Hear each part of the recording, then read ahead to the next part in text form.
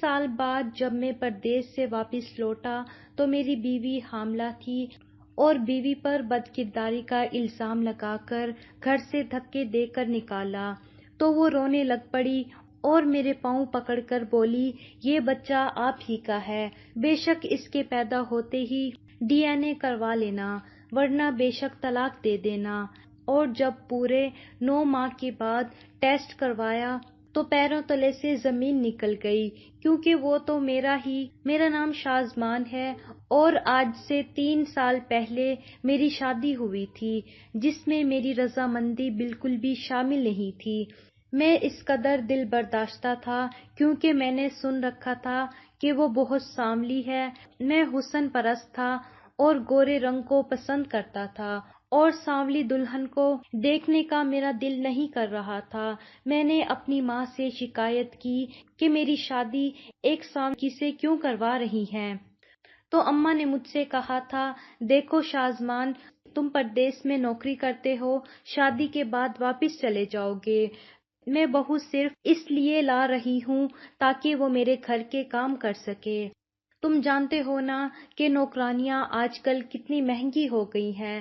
تم خود سوچو، اگر میں کوئی خوبصورت لڑکی لاؤں گی تو پھر کیا وہ میرے گھر کا کام کرے گی؟ تم اسے یہاں پر چھوڑ کر جانا، یہ صفائی کرے گی، کھانا پکائے گی، کپڑے دھونا، گھر کا سارا کام کاج میں اس کے ذمہ ڈال دوں گی، اور تم پردیس میں جا کر وہاں کسی گوری لڑکی سے شادی کر لینا۔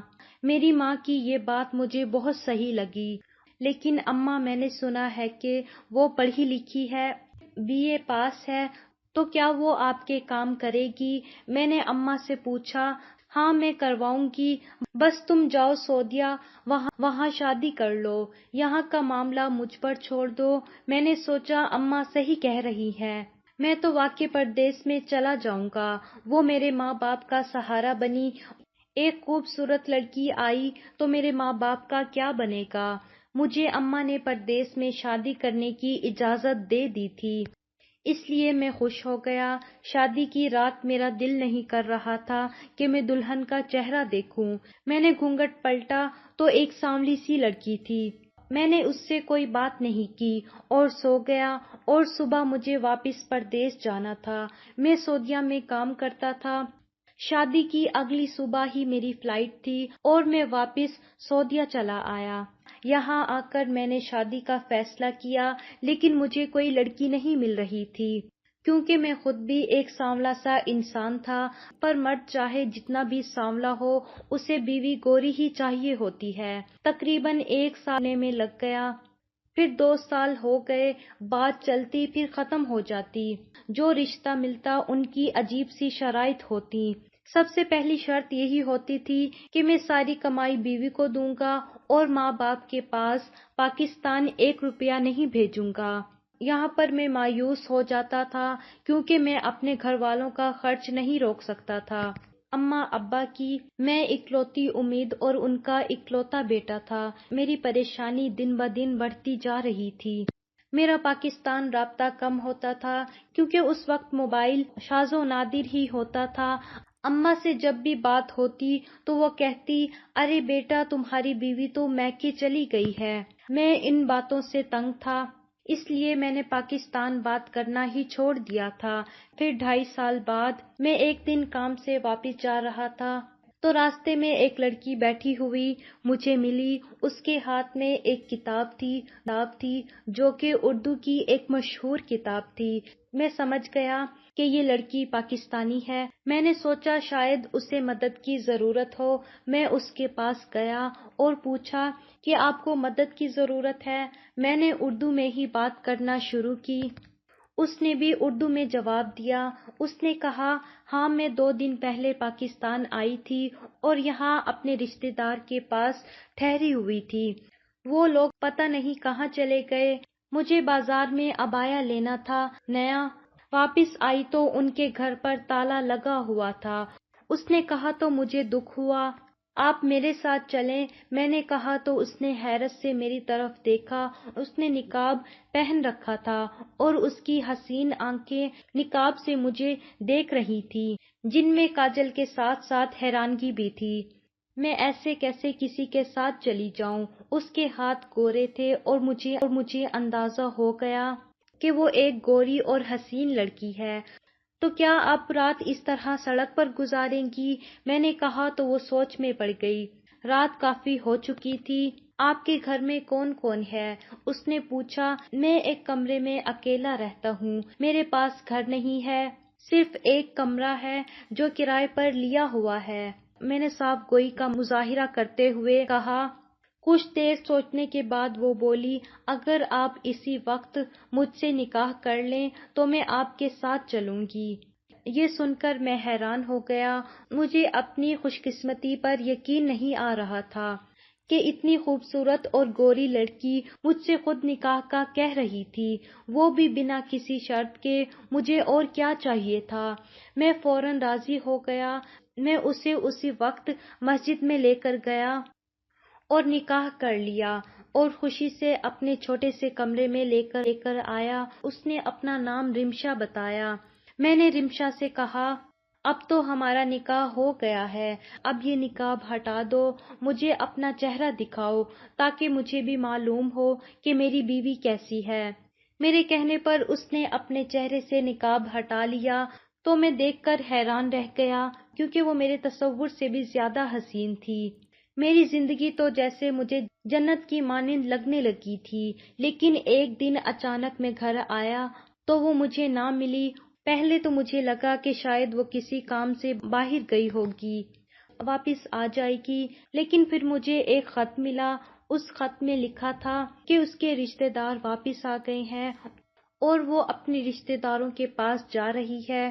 اس خط کو پڑھ کر میرے سر پر آسمان گر گیا تھا اور پیروں تلے سے زمین نکل گئی تھی۔ میرے پاس اس کا کوئی اتا پتہ نہیں تھا۔ میں پاگلوں کی طرح اسے ڈھونڈنے لگا، لیکن ڈھونڈتا بھی تو کہاں، وہ تو مجھے ایک سڑک پر ملی تھی۔ اسے ڈھونڈتے ڈھونڈتے 8 مہینے گزر گئے، لیکن وہ مجھے کہیں نہ ملی اور میں ڈپریشن کی وجہ سے ذہنی مریض بنتا جا رہا تھا۔ میرے لیے اب یہاں کام کرنا مشکل ہو گیا تھا، اس لیے میں نے واپس پاکستان جانے کا فیصلہ کر لیا۔ میں پاکستان واپس چلا آیا تو میری اماں بہت غصے میں تھی۔ میری اماں نے کہا، تیری بیوی نے 2 سال تو یہاں کام کر کے گزارے، پھر وہ عاجز آ گئی اور اپنے میکے چلی گئی۔ میں اسے لینے گئی تھی، لیکن اس کے بھائی نے مجھے گھر سے نکال دیا۔ تم جا کر اسے لے آؤ، گھر کا کام کون کرے گا؟ جب سے وہ گئی ہے کام کر کے میری 3 بیٹیوں کی حالت بگڑ گئی ہے۔ جا اسے لے کے آ۔ میں اسے لینے کے لیے گیا، لیکن اس کے بھائی نے مجھے ملنے نہیں دیا۔ میں نے خوب ہنگامہ کیا، مجھے میری بیوی چاہیے۔ بالآخر ان لوگوں نے میری بیوی میرے حوالے کر دی اور میں اسے لے کر گھر آ گیا۔ اس وقت میں نے غور نہیں کیا، لیکن جیسے ہی میں گھر میں داخل ہوا تو میری بیوی کو دیکھ کر میری اماں کی چیخ نکل گئی۔ اماں نے دیکھا تو اس کا پیٹ بڑھا ہوا تھا، جیسے اس کے پیٹ میں 9 مہینے کا بچہ ہو۔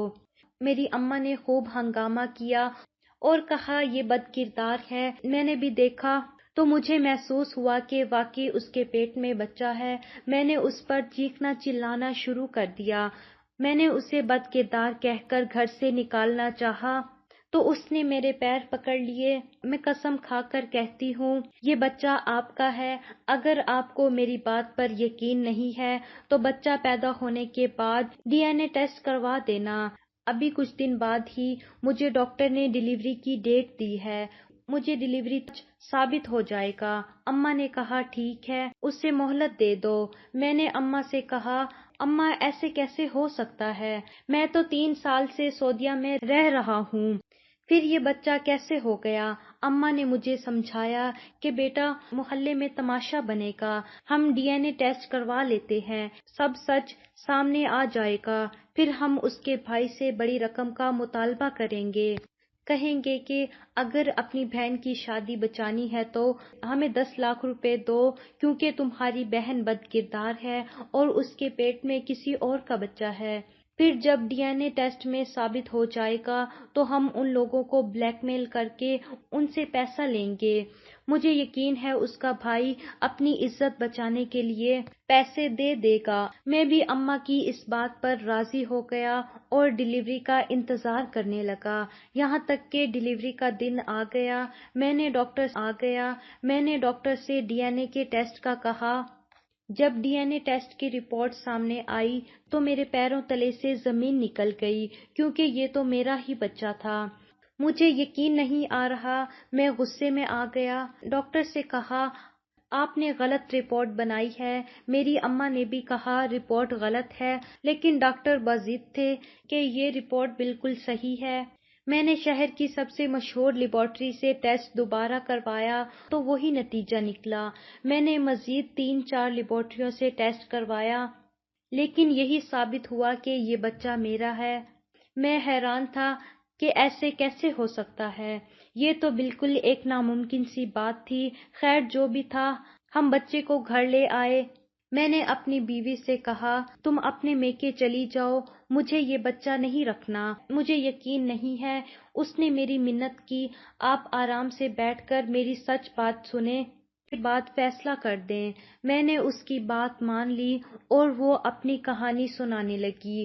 اماں بھی ساتھ بیٹھی ہوئی تھی۔ جب میری آپ سے شادی ہوئی تو آپ نے ایک نظر مجھے دیکھا اور صبح واپس چلے گئے۔ میں سمجھ گئی تھی کہ آپ نے میری ظاہری صورت کی وجہ سے ایسا کیا ہے۔ میں کوئی بدصورت لڑکی نہیں تھی، میرے نقوش بہت خوبصورت تھے، لیکن میرے رنگ کے پیچھے سب جھک گیا تھا۔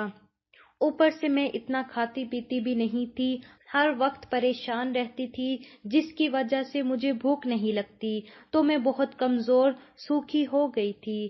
اس کمزوری نے مجھے مزید عام سا بنا دیا تھا۔ 2 سال اس گھر میں آپ کی اماں نے مجھ سے اتنا کام کروایا کہ میری تو جان نکل گئی۔ آہستہ آہستہ میں باغی ہوتی چلی گئی۔ میں سوچتی تھی کہ میں بھی انسان ہوں، مجھے کون سے گناہ کی سزا دی جا رہی ہے اور سسرال میں ظلم ہو رہا ہے۔ میرے بھائی نے یہاں آ کر کافی مرتبہ یہ بات کہی کہ اس کے ساتھ انصاف نہیں ہو رہا، لیکن آپ کی اماں نے ان کی بے عزتی کر کے انہیں گھر سے نکال دیا۔ وہ دوبارہ نہیں آئے۔ بھائی مجھے بار بار کہتے تھے کہ طلاق لے لو، میں تمہاری دوسری جگہ شادی کرواؤں گا، لیکن میرا دل گوارا نہیں کرتا تھا۔ میرے میکے میں میرا بھائی اور بھابھی رہتے تھے۔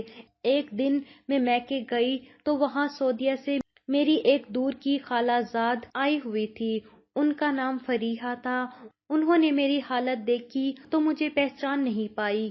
مجھے کہا، رمشا تم وہی لڑکی ہو جسے میں نے آج سے 10 سال پہلے دیکھا تھا، یقین ہی نہیں آ رہا کہ تم ایسی ہو گئی ہو، آخر تمہیں کیا ہوا ہے؟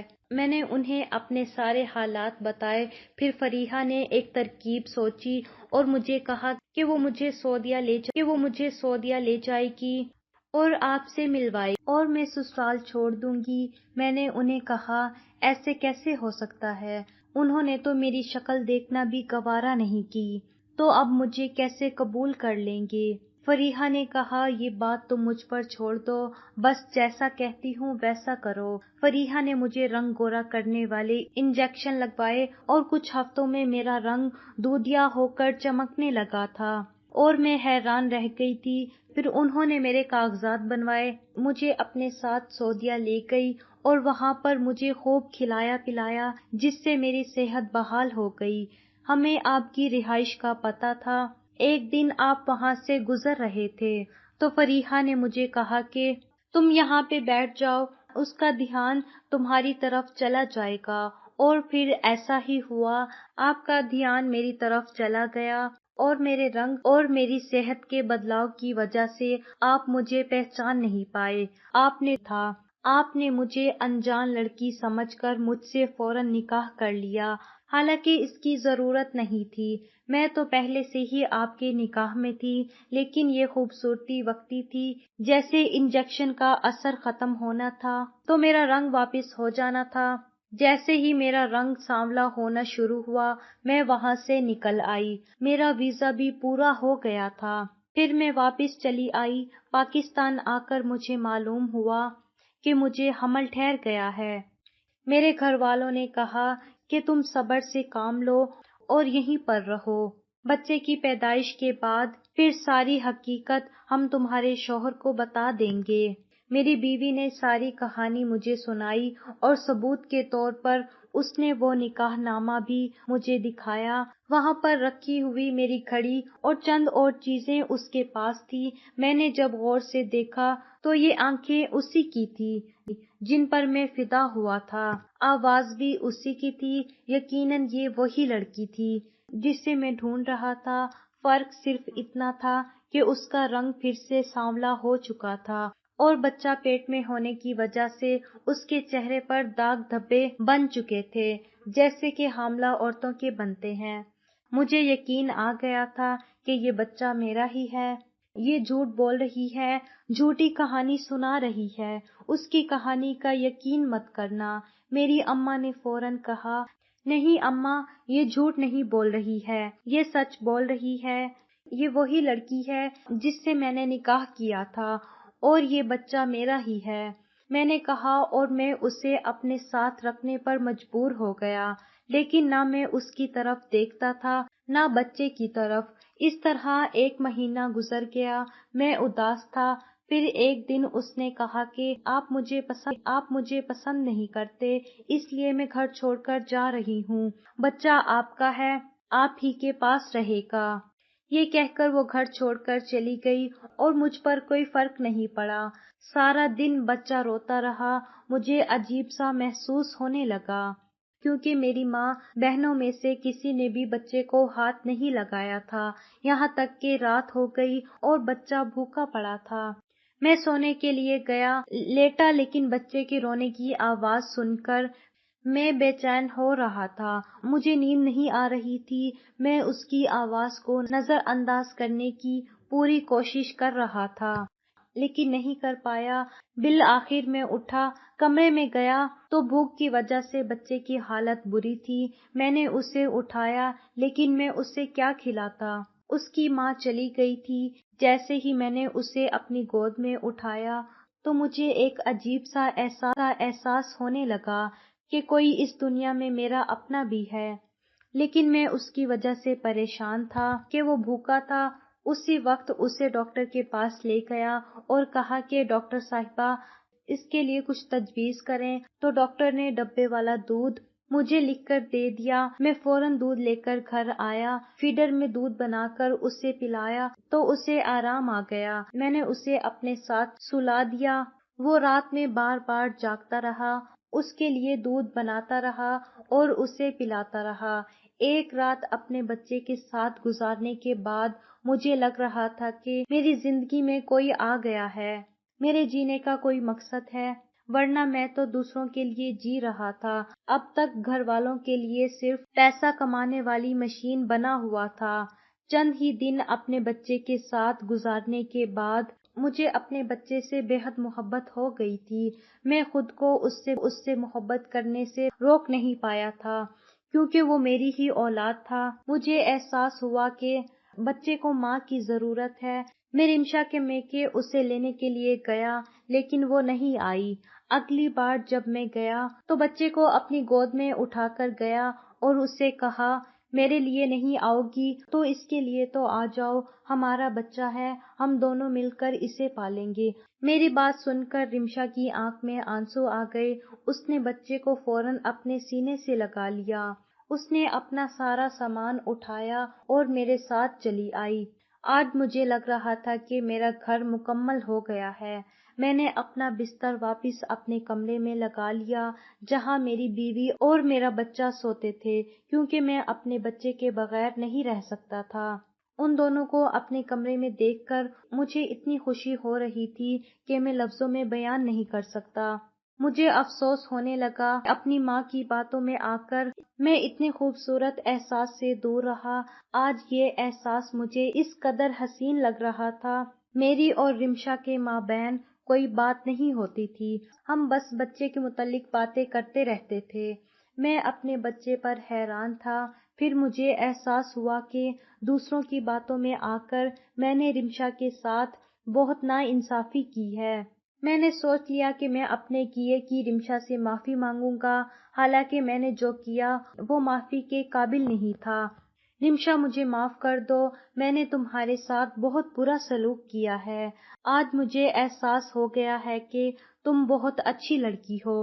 مجھے محبت بھی ہوئی تھی تو تم ہی سے ہوئی تھی، اور اب پھر سے تم سے محبت ہونے لگی ہے۔ تم نے جو کچھ بھی کیا اپنا حق حاصل کرنے کے لیے کیا۔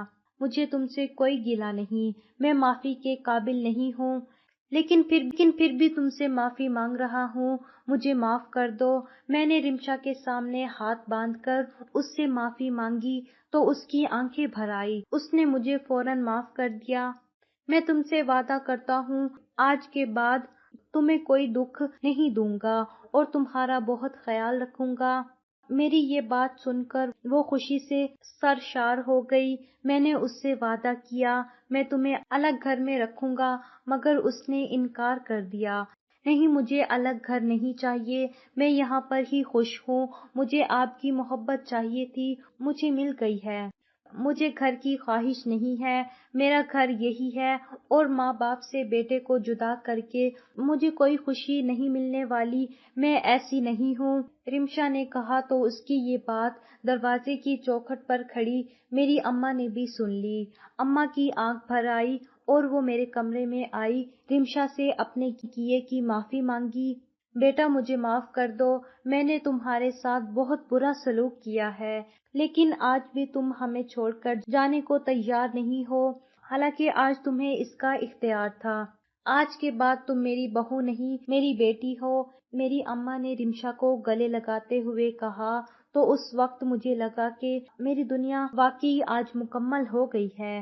کتنی عجیب بات ہے کہ صرف ایک رنگ کو بنیاد بنا کر میں نے جس لڑکی کے ساتھ برا سلوک کیا، آج میرا گھرانہ اسی لڑکی نے مکمل کر دیا۔ یہ گورا رنگ اور یہ خوبصورتی تو 4 دن کی چاندنی ہے جو وقت کے ساتھ ڈھل جاتی ہے، لیکن اصل چیز انسان کی سیرت ہے جو کبھی ماند نہیں پڑتی۔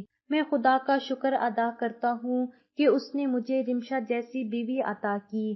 رمشا کے ساتھ ساتھ میں نے اپنے اللہ سے بھی اپنے کیے کی معافی مانگی، تو اس کے بعد مجھے سکون آ گیا۔ ہم اس گھر میں خوشگوار زندگی گزار رہے